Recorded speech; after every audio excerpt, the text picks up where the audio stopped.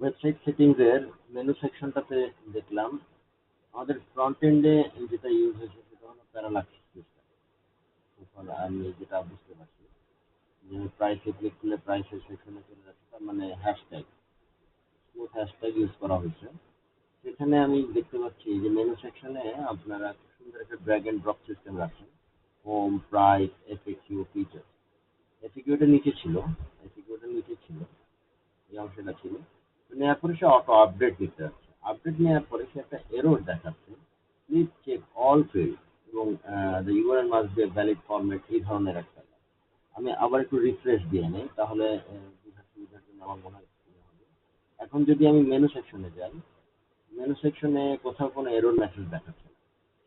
তার মানে ডিফল্ট যেভাবে সাজানো হয়েছে আমি যতদূর বুঝতে পারছি সেটা হলো হোম, প্রাইস, ফিচার্স, এফএকিউ, এইভাবে করেই আপনার সিনক্রোনাইজটা করা হয়েছে।